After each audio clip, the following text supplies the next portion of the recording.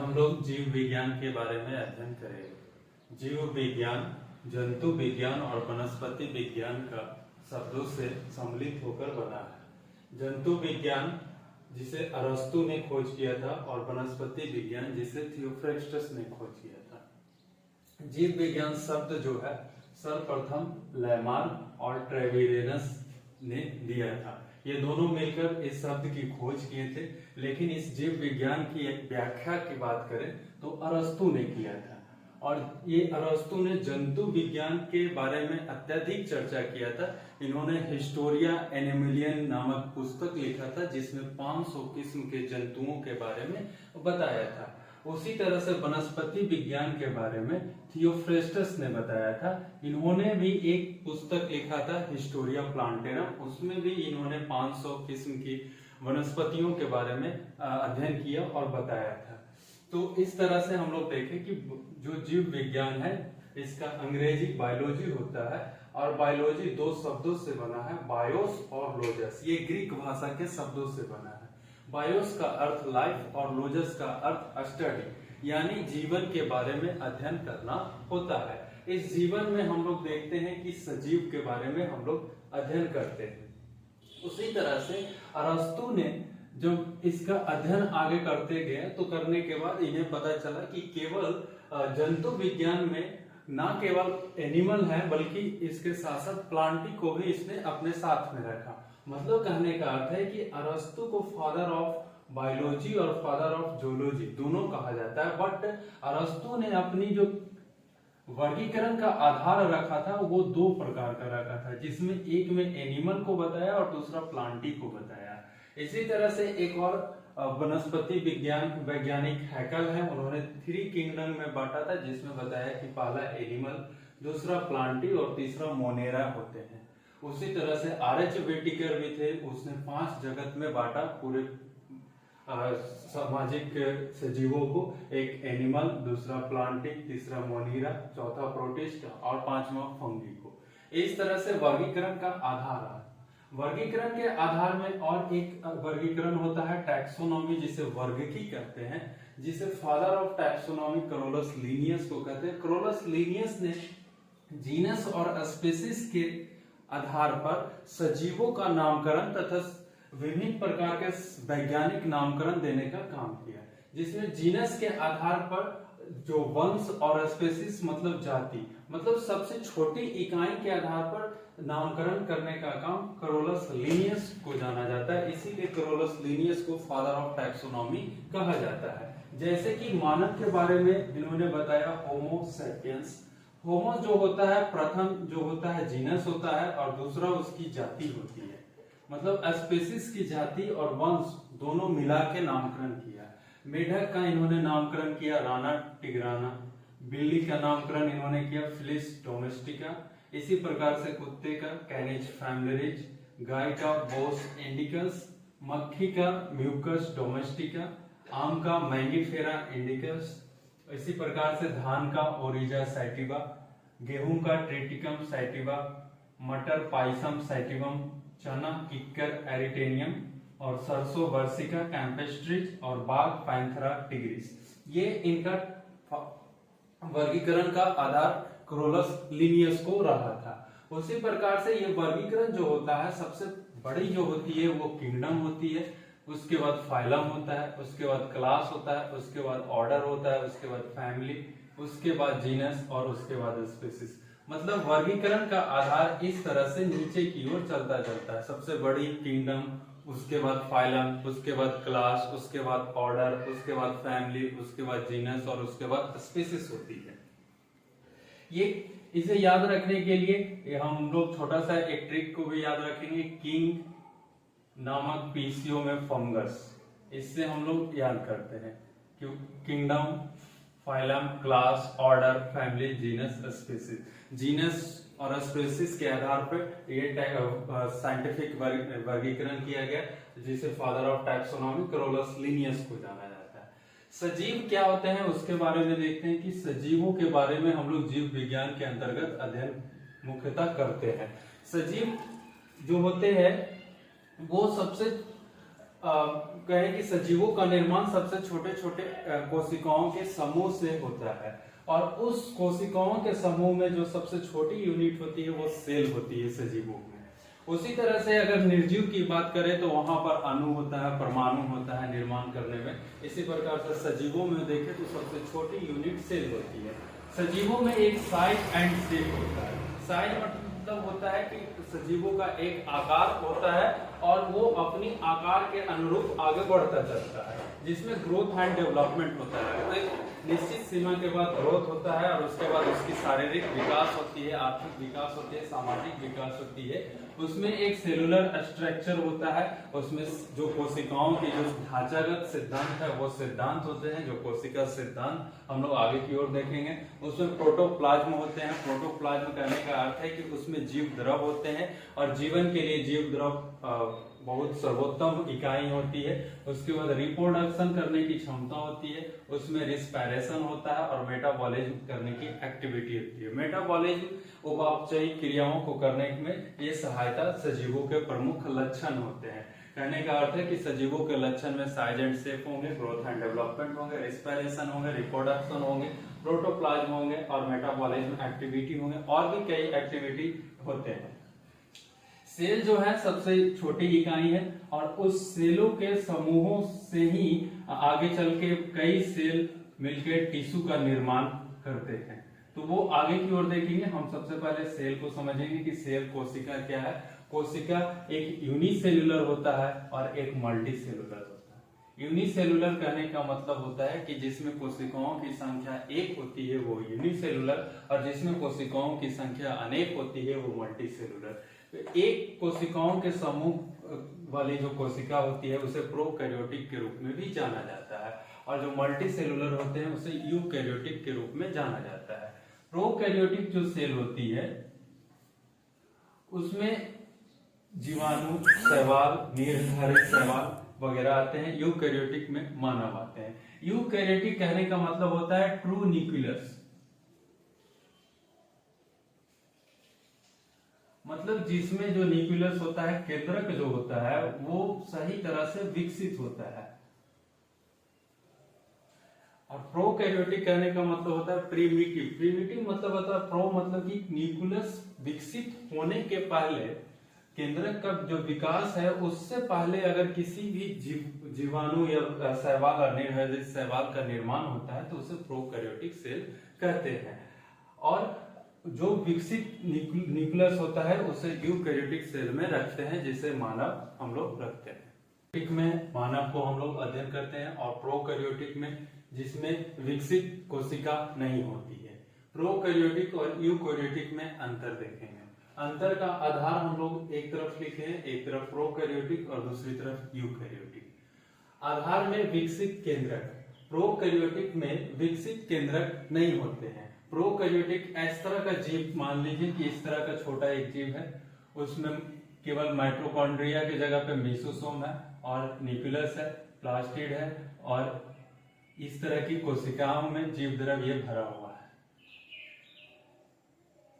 मतलब कि ये पूरी तरह से विकसित कोशिका नहीं है। इसके पास यूकैरियोटिक के अगर तुलना में अगर प्रोकैरियोटिक की बात करें तो इनके पास कोशिकाओं में बहुत सारा सेल ऑर्गेनेल्स की कमी है, और इसमें ट्रू न्यूक्लियस कहने का मतलब ये न्यूक्लियस है। न्यूक्लियस के अंदर केंद्रक द्रव होंगे और द्रव के चारों ओर एक झिल्ली होगी, और उस झिल्ली जो होगी डबल मेम्ब्रेन झिल्ली होगी। बट यहाँ पर हम लोग देखें कि प्रोकैरियोटिक सेल में विकसित केंद्रक नहीं होती है, लेकिन यूकैरियोटिक में विकसित केंद्रक होती है।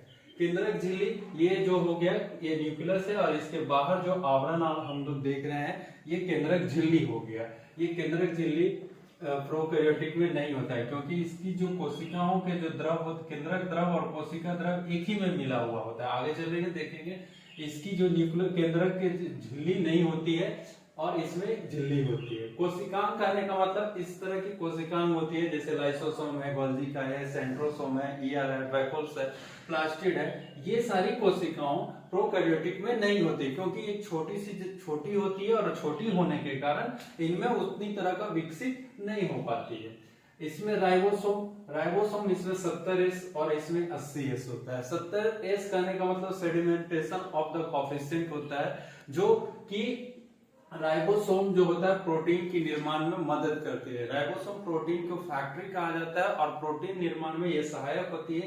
किसी भी कोशिकाओं को वृद्धि और विकास करने के लिए प्रोटीन की आवश्यकता होती है।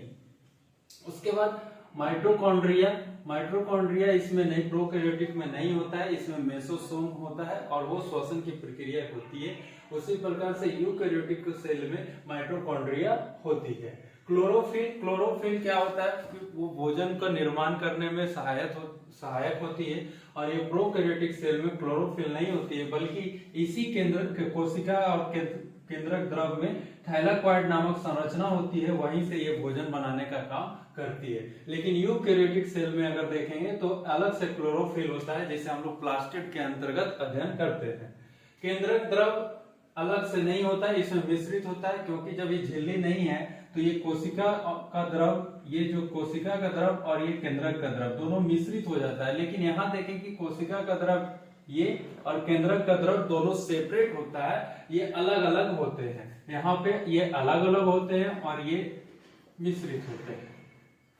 यूकैरियोटिक के अंतर्गत हम लोग एनिमल और प्लांट दोनों का अध्ययन करते हैं। एनिमल सेल और प्लांट सेल को हम लोग आगे चल के हम लोग डिवाइडेड करेंगे कि एनिमल सेल में क्या होता है, प्लांट सेल में क्या होता है। कुछ कोशिकांग इसमें से होंगे जो एनिमल सेल में होंगे और प्लांट सेल में नहीं होंगे, कुछ कोशिकांग होंगे जो प्लांट सेल में होंगे, एनिमल सेल में नहीं होंगे। तो उसकी अध्ययन हम लोग आगे करेंगे।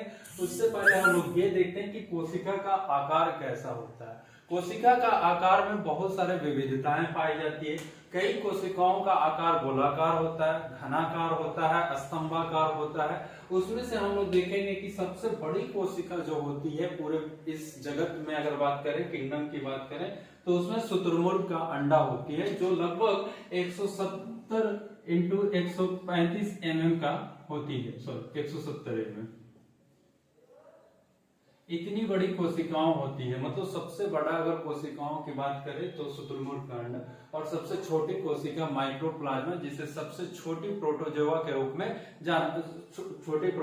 रूप में माइक्रोप्लाज्मा को जाना जाता है। उसी तरह से मानव की बात करें कि मानव का निर्माण भी कोशिकाओं के समूह के संगठन से हुआ है, तो उस कोशिकाओं में मानव में सबसे बड़ी कोशिका क्या है? तो ओवा सेल है, जो अंडाणु महिलाओं में पाई जाती है। जो सबसे छोटी कोशिका शुक्राणु, जो मानव के व्रीहि में पाया जाता है। और सबसे लंबी जो हो गया वो तंत्रिका तंत्र होते हैं। ये 1 मीटर के लगभग इनकी माप की जाती है, तो इनकी मापन होता है। ये कभी भी विभाजित नहीं होती। जन्म के बाद एक ऐसी ही कोशिका तंत्रिका तंत्र है जिसकी विभाजन नहीं होता है। और सबसे ज्यादा विभाजन होने वाला जो कोशिका है वह लीवर सेल है, जो हमारे लीवर में पाई जाती है। उसके बाद हम लोग इस कोशिकाओं को संरचनाओं के बारे में देखते हैं कि कोशिका की संरचना कैसी होती है। ये कोशिकाओं के संरचना में हम लोग देखेंगे कि एक बाहर आवरण होता है जिसे कोशिका भित्ति कहा जाता है, सेल वॉल कहा जाता है। मतलब एक ऐसी कोशिका गोलाकार अगर कोशिका लेते हैं, उसके बाहरी सबसे आवरण जो है वो कोशिका का वह सेल वॉल है, जिसे हम लोग कोशिका भित्ति कहते हैं। और कोशिका भित्ति जो होती है वो मृत होती है, और ये मृत में इसकी निर्माण सेलुलोज से होता है।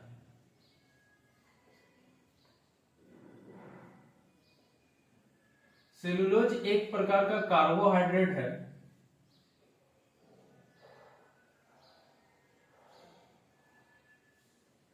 सेलुलोज एक प्रकार का पॉलीसेकेराइड कार्बोहाइड्रेट है, मतलब जटिल कार्बोहाइड्रेट के रूप में सेलुलोज को जाना जाता है। ये जल्दी पाचन नहीं होता है और पानी से ये जल्दी डिजॉल्व भी नहीं होता है। ये कोशिका भित्ति सेलुलोज की बनी होती है, जो मृत होती है। ये केवल और केवल प्लांट सेल में ही पाए जाते हैं। एनिमल सेल में सेलुलोज की कोशिका भित्ति नहीं होती है। यह केवल और केवल प्लांट सेल में ही कोशिका भित्ति पाई जाती है। और इसके अंदर की ओर अगर चलते हैं तो सेल मेम्ब्रेन होता है, जिसे कोशिका झिल्ली कहते हैं। यह कोशिका झिल्ली जीवित होती है, जिसका निर्माण प्रोटीन और लिपिड से होता है। जिसे हम लोग फास्फोलिपिड कहते हैं। कोशिका झिल्ली जीवित होती है, ये प्रोटीन और लिपिड से बना होता है, फास्फोलिपिड कहते हैं। और कोशिका भित्ति जो होती है निर्जीव होती है, मृत होती है, जिसका निर्माण सेलुलोज से होती है, जो जटिल कार्बोहाइड्रेट होती है और यह केवल प्लांट सेल में पाई जाती है। लेकिन कोशिका झिल्ली प्लांट सेल और एनिमल सेल दोनों में पाई जाती है। ये कोशिका झिल्ली जो है एनिमल और प्लांट दोनों में पाई जाती है। कहने का अर्थ हो गया कि प्लांट सेल में कोशिका झिल्ली को सुरक्षा कोशिका भित्ति देती है। प्लांट सेल में कोशिका झिल्ली को सुरक्षा कौन करता है? तो कोशिका भित्ति करता है, क्योंकि ये प्लांट सेल में अगर कोशिका भित्ति नहीं रहेगा तो कोशिका झिल्ली को आराम से जानवर लोग उसे खा सकते हैं। इसे सुरक्षा देने का कवच के रूप में कोशिका भित्ति प्लांट सेल में करती है। एनिमल सेल में ये वाले कोशिका भित्ति नहीं होती है, कोशिका झिल्ली होती है जो जीवित होती है, फास्फोलिपिड, प्रोटीन और लिपिड से बना होता है। कोशिका झिल्ली को अगर इलेक्ट्रॉन माइक्रोस्कोप से देखा जाता है तो ये इसकी जो संरचना होती है 75 एंगस्ट्रॉम के मापन किया जाता है, तो 75 एंगस्ट्रॉम के लगभग आती है। ये दो मॉडल का पालन होता है, एक unit membrane model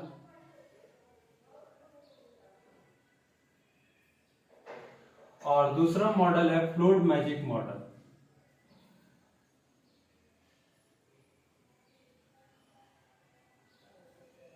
unit membrane model Robertson ने दिया। इन्होंने unit membrane model cell membrane के तहत बताया रॉबर्टसन ने कि दो प्रोटीन के बीच में लिपिड होती है। इनका कहना था कि दो प्रोटीन के बीच में लिपिड होती है, जो प्रोटीन का 20 एंगस्ट्रॉम और 20 एंगस्ट्रॉम बाहर और ऊपर होती है तथा अंदर में 35 एंगस्ट्रॉम का लिपिड के संरचनाओं के समूह से बनता है। लेकिन आगे चलकर नवीनतम खोज हुई जिसे fluid mosaic model Singer and Nicolson ने दिया।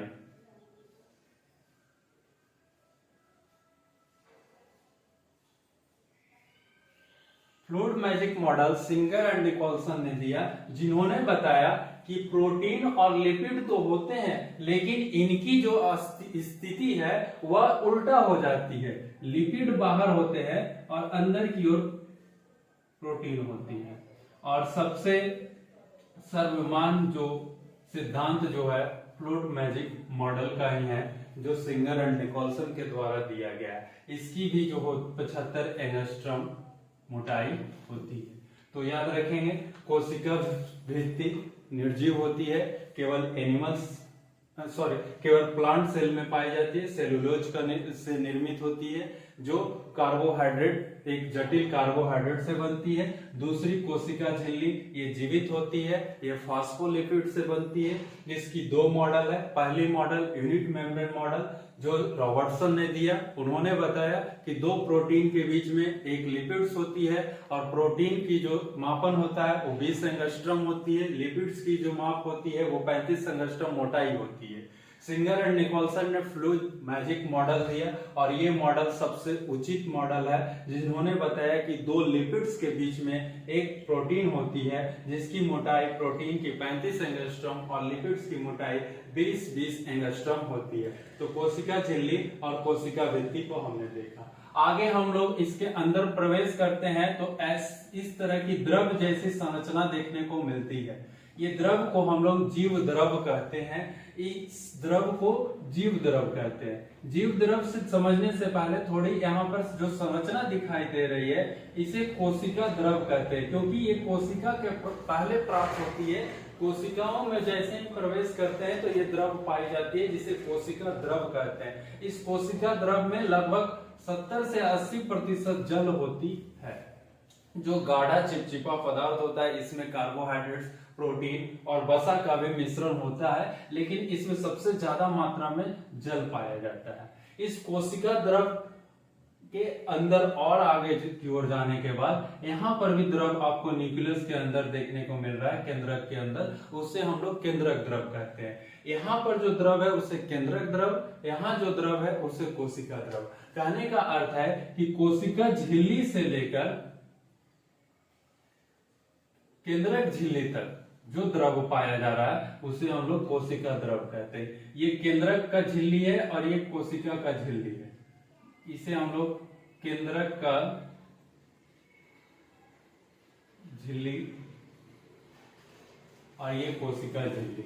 तो कोशिका झिल्ली से केंद्रक झिल्ली तक जो द्रव पाया जाता है उसे हम लोग कोशिका द्रव, और केंद्रक के अंदर जो द्रव पाया जाता है उसे केंद्रक द्रव कहते हैं। ये दोनों मिलकर साइटोप्लाज्म और न्यूक्लियोप्लाज्म मिलकर प्रोटोप्लाज्म का निर्माण करते हैं। प्रोटोप्लाज्म मतलब जीव द्रव और साइटोप्लाज्म मतलब कोशिका द्रव और केंद्रक द्रव मतलब न्यूक्लियोप्लाज्म। ये दोनों मिलकर जीव द्रव कहलाते हैं। और जीव द्रव की खोज सर्वप्रथम डोरजियाना ने किया था, बल्कि इसकी नामकरण जो किया गया वो पुरकुंजे के द्वारा किया गया। और जीव द्रव को जीवन का भौतिक आधार हैक्सले ने कहा था। जीवन का भौतिक आधार मतलब इस कोशिकाओं में से अगर जीव द्रव को निकाल दिया जाए तो सारा कोशिका सिकुड़ जाएगी और वो मृत अवस्था में आ जाएगी, जिसे हमें प्लांट सेल में देखा था। लेकिन इस कोशिकाओं में अगर जीव द्रव है तो वो जीवित है, इसीलिए कोशिका द्रव और केंद्रक द्रव को मिलाकर जीव द्रव बनती है। और जीव द्रव को कोशिकाओं का जीवन का भौतिक आधार कहा गया है। मतलब कि उसका हैक्सले का यह कथन था कि जीवन का भौतिक आधार जीव द्रव को कहा जाता है। कोशिका भित्ति रॉबर्ट हुक ने सर्वप्रथम देखा था। हमने देखा था कि कोशिका भित्ति सेलुलोज के द्वारा निर्मित होती है और इस कोशिका भित्ति को सर्वप्रथम रॉबर्ट हुक ने देखा था। रॉबर्ट हुक सर्वप्रथम कोशिका की भी खोज रॉबर्ट हुक ने 1665 ईस्वी में किया था। उसने अपनी पुस्तक माइक्रोग्राफिया में इस बारे में चर्चा किया कि एक छोटा सा कमरा जैसा साधारण सूक्ष्मदर्शी से देखने पर दिखाई देता है, जिसके अंदर मधुमक्खी के छत्ते जैसे निर्मित कोशिकाओं की समूह जैसी दिखाई देती है। तो उन्होंने बताया कि एक पेड़ की छाल को मैंने लिया और उसे साधारण सूक्ष्मदर्शी के माध्यम से देखा तो वो मधुमक्खी की छत्ते जैसे दिखाई दी, जिन्होंने उसे कोसा कहा। और वही कोसा आगे चल के कोशिका सेलुला का निर्माण हुआ, जिसे साधारण सूक्ष्मदर्शी के द्वारा देखा गया था, जो एक मृत कोशिका थी। हमने अभी जाना कि कोशिका भित्ति केवल प्लांट में होती है, और प्लांट की अगर हम लोग कॉर्क कैम्ब्रियम मतलब पेड़ की छाल होती है, छाल को जब हम लोग देखेंगे तो वो निर्जीव नहीं होगा, वो सजीव नहीं होगा, बल्कि वो निर्जीव मिलेगी। उसी प्रकार से आगे चलने के बाद जीवित कोशिका की खोज एंटोनियो वॉन लिविनहॉफ ने 1674 ईस्वी में एंटोनियो वॉन लिविनहॉफ ने किया था। उन्होंने तालाब के जल में इलेक्ट्रॉन माइक्रोस्कोप के माध्यम से देखा और देखने के बाद वो छोटी छोटी सूक्ष्म कण की बैक्टीरिया उन्हें पता चला, जिसे उन्होंने एनिमिकुलिया नाम दिया। और वही एनिमिकुलिया आगे चल के बैक्टीरिया का नामकरण होता है। बैक्टीरिया का नामकरण एहरनबर्ग ने किया था, लेकिन इस बैक्टीरिया की खोज किसने किया? एंटोनियो वॉन लिविनहॉफ ने। लेकिन इसकी अगर नामकरण के रूप में जाने कि कौन इस बैक्टीरिया का नामकरण किया था, तो एहरनबर्ग ने किया था। तो हमने देखा कि कोशिका की खोज रॉबर्ट हुक ने 1665 ईस्वी में माइक्रोग्राफिया नामक पुस्तक में की है, जिसमें उन्होंने बताया कि कोशिका एक कॉर्क कैम्ब्रियम पेड़ की छाल को कहते हैं, और उस कॉर्क कैम्ब्रियम को साधारण सूक्ष्मदर्शी के माध्यम से देखने के बाद एक मधुमक्खी की छत्ते जैसा दिखाया गया। एंटोनियो वॉन लिविनहॉफ ने तालाब के जल में देखा और देखने के बाद उसने एनिमिकुलिया को बैक्टीरिया के रूप में जाना गया, उसे जीवित कोशिका कहा। और उसके बाद कोशिका सिद्धांत स्लाइडेन एवं स्वान ने 1838 में स्लाइडेन और स्वान 1839 में दिए। स्लाइडेन एक वनस्पति विज्ञान और स्वान एक जंतु विज्ञान थे।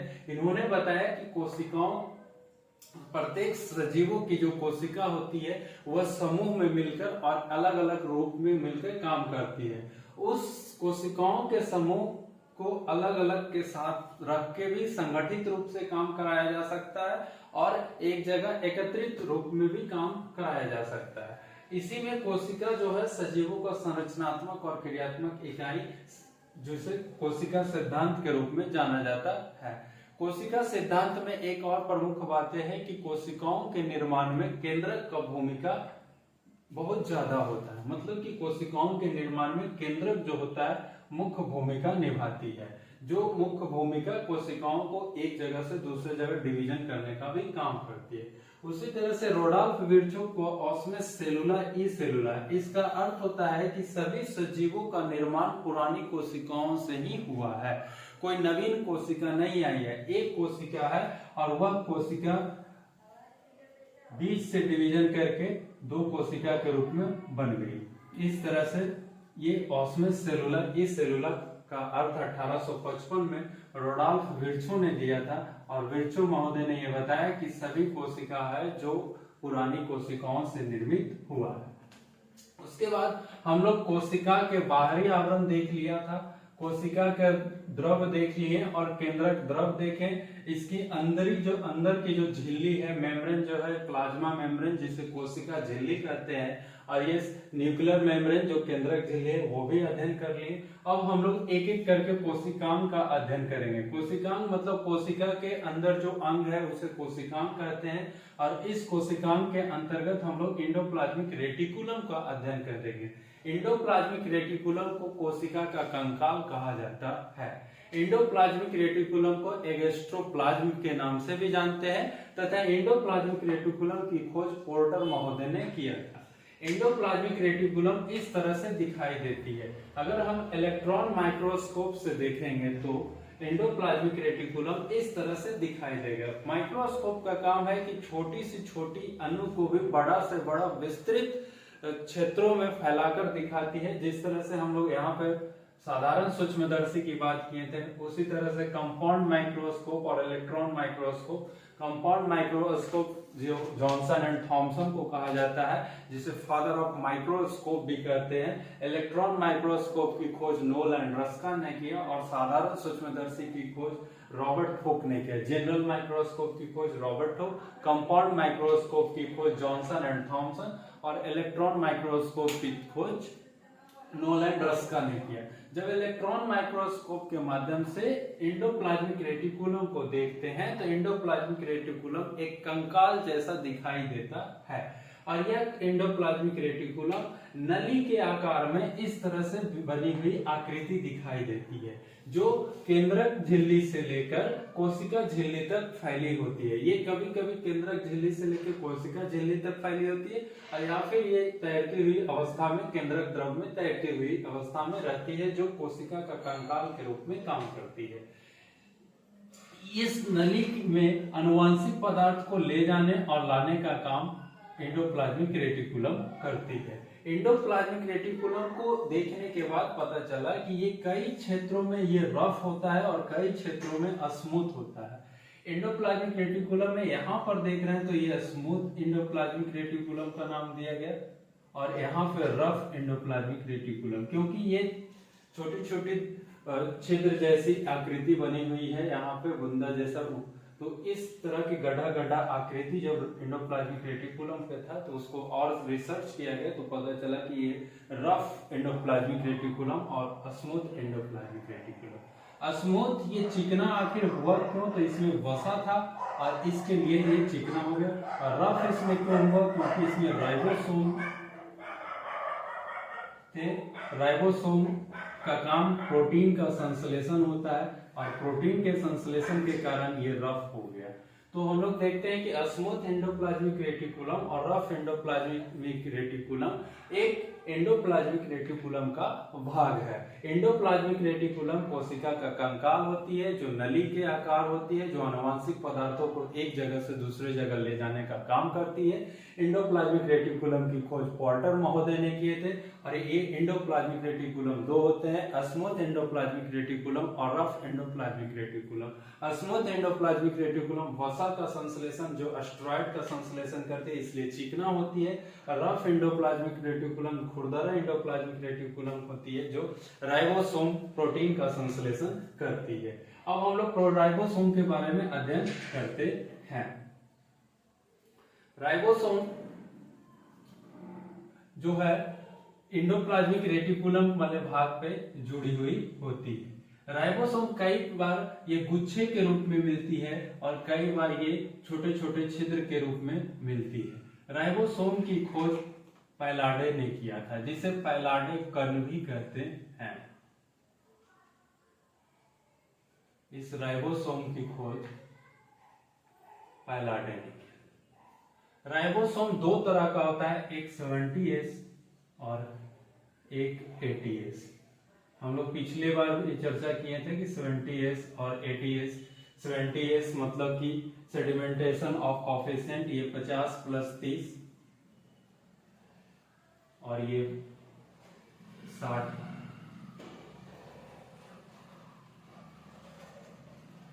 + 40।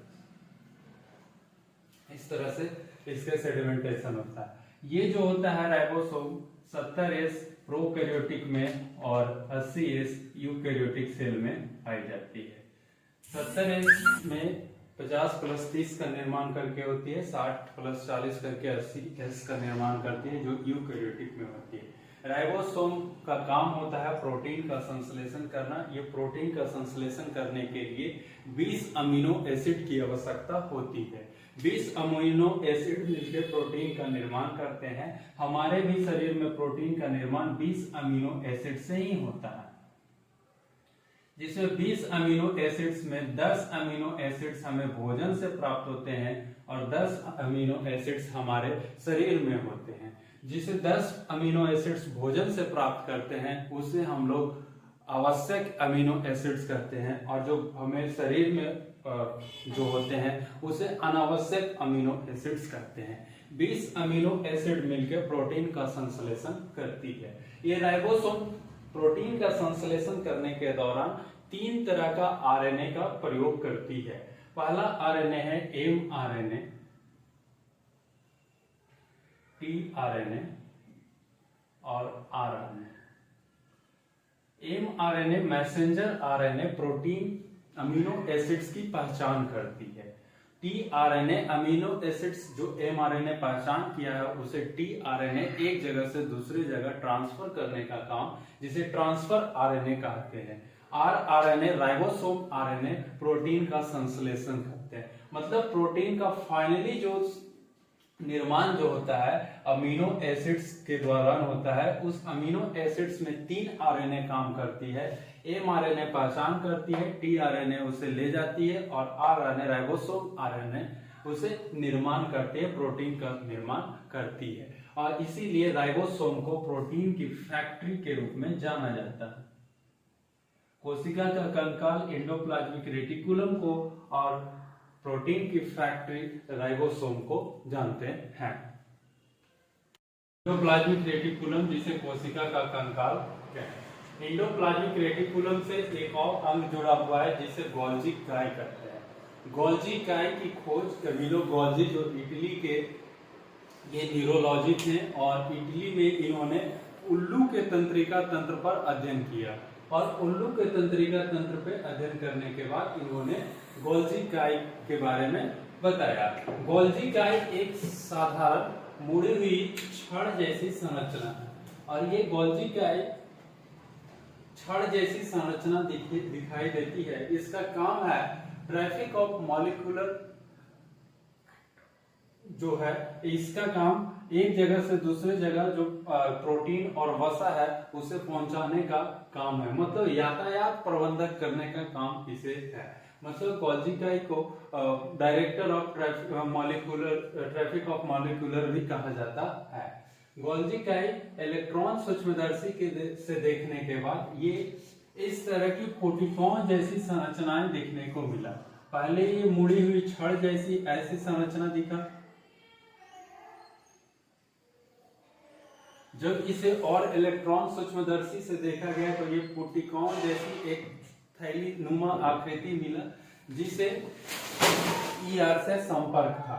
इस ईआर से संपर्क होने के बाद इसमें इस पुटिकाओं को उसने सिस्टर्नी नाम दिया और सिस्टर्नी गोल्जी काय का सबसे एक छोटी इकाई होती है जिसे सिस्टर्नी कहा जाता है। इस सिस्टर्नी की खोज डॉल्टन एंड फेलिक्स ने किया था, लेकिन गोल्जी काय की खोज कमिलो गोल्जी ने किया था और इन्होंने एक उल्लू के तंत्रिका तंत्र पर अध्ययन किया। आपको पता है कि तंत्रिका तंत्र सबसे लंबी इकाई होती है मानव शरीर में, उसी तंत्रिका तंत्र पे अध्ययन किया गया।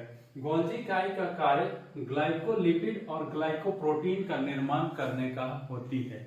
ग्लाइकोलिपिड और ग्लाइकोप्रोटीन का निर्माण गोल्जी काय करती है और लाइसोसोम तथा प्रेक्सिसोम का भी निर्माण गोल्जी काय के द्वारा की जाती है। तो हम लोग कोशिकांग के बारे में देखा तो सबसे पहली बार कोशिकांग में एंडोप्लाज्मिक रेटिकुलम जिसे कोशिका का कंकाल कहा गया। उसके बाद गोल्जी काय को हमने देखा जिसे एक जगह से दूसरे जगह प्रोटीन और वसा को ले जाने का काम यातायात प्रबंधक के रूप में गोल्जी काय को देखते हैं। लाइसोसोम जिसकी निर्माण गोल्जी काय के द्वारा किया गया। आपसे पूछा जाएगा कि लाइसोसोम का निर्माण कौन करता है, तो गोल्जी काय करता है। गोल्जी काय किससे जुड़ा होता है, तो एंडोप्लाज्मिक रेटिकुलम से संपर्क में होता है। एंडोप्लाज्मिक रेटिकुलम से और क्या संपर्क होता है, तो राइबोसोम संपर्क में होता है, जो प्रोटीन की फैक्ट्री कहलाती है राइबोसोम को। लाइसोसोम की खोज डी डुवे ने किया था और लाइसोसोम में कई प्रकार के हाइड्रोलाइटिक एंजाइम होते हैं और वो एंजाइम क्या करते हैं, 24 प्रकार के हाइड्रोलाइटिक एंजाइम मिलके कोशिकाओं को समाप्त करने का काम, कोशिकाओं को पाचन करने का काम लाइसोसोम का होता है। इसीलिए लाइसोसोम को सुसाइडल बैग ऑफ सेल कहा जाता है। कोशिकाओं का आत्महत्या की थैली लाइसोसोम को कहा जाता है और कोशिका का ये पाचन करती है। इन कोशिकाओं में अगर कोशिका मृत हो जाती है तो उसे आत्म पाचन करने का काम लाइसोसोम करती है। उसके बाद अन्य कोशिकांग वैकुल्स है। ये वैकुल्स जो है रसधानी है, जो पेड़ में और मानव मतलब कहने का अर्थ है पादप और जंतु दोनों में पाए जाते हैं, लेकिन पादप में ये सबसे बड़ा होता है और जंतु में ये सबसे छोटा होता है। जंतु में ये वैकुल्स का काम जल संतुलन करने का काम होता है। वैकुल्स में केवल पानी होता है और ये जल संतुलन का काम करती है। जंतु कोशिका में वैकुल्स छोटा होता है जिसके कारण केंद्रक बीच में होता है, लेकिन अगर प्लांट सेल में बात करें तो वैकुल्स बहुत बड़ा होता है, इसलिए उसकी केंद्रक प्लांट सेल की साइड में हो जाती है। वैकुल्स के बाहरी आवरण को टोनोप्लास्ट कहा जाता है, जो पेड़ पौधे में पाई जाती है। कई प्रकार के जो प्रोकैरियोटिक जीव हैं उसमें जल उत्सर्जन का काम वैकुल्स का होता है। जैसे अमीबा एक प्रोकैरियोटिक है, उसमें जल उत्सर्जन का काम करने का काम करता है। उसके बाद है अन्य कोशिकांग में अगले कोशिकांग में सेंट्रोसोम। सेंट्रोसोम की खोज बोवरी ने किया था और सेंट्रोसोम एक कोशिका को दूसरी कोशिका में विभाजित करने का काम करती है। मतलब एक अगर कोई कोशिका है उसे दो भागों में विभाजित करने का काम सेंट्रोसोम को होता है और सेंट्रोसोम को खोज बोवरी ने किया था। मतलब कोशिकाओं का विभाजन की जिम्मेवारी ये सेंट्रोसोम को दिया जाता है। सेंट्रोसोम सबसे ज्यादा हमारे लीवर सेल में होता है और सबसे कम सेंट्रोसोम हमारा न्यूरॉन कोशिका में होता है, न्यूरॉन सेल में होता है। लीवर का सेल जो होता है हेपेटिक सेल, उसमें जब हेपेटिक सेल में हमारा सबसे ज्यादा कोशिका विभाजन होता है। अगर मानव के शरीर में सबसे ज्यादा कोशिका विभाजन होने लगता है तो उसे हम लोग अनियंत्रित कोशिका विभाजन को कैंसर कहते हैं, जिसे ओंकोलॉजी के तहत अध्ययन करते हैं। तथा उसके लिए भी कीमोथेरेपी का उपयोग करते हैं, कोवाड 60 का उपचार करने के लिए कैंसर के उपचार में करते हैं। सेंट्रोसोम का विभाजन करने का काम, रसधानी का काम जल संतुलन का काम, लाइसोसोम का काम आत्महत्या की थैली या कोशिका का पाचन करने का काम, गोल्जी काय यातायात प्रबंधक और एंडोप्लाज्मिक रेटिकुलम कोशिका का कंकाल के रूप में जाना जाता है। यहाँ पर कंकाल के रूप में एंडोप्लाज्मिक रेटिकुलम को, पाचन करने का काम लाइसोसोम को, यातायात प्रबंधक गोल्जी काय को, कोशिका का दिमाग किसे न्यूक्लियस को और विभाजन करने का काम सेंट्रोसोम को होता है। और प्रोटीन की फैक्ट्री की बात करें तो राइबोसोम को।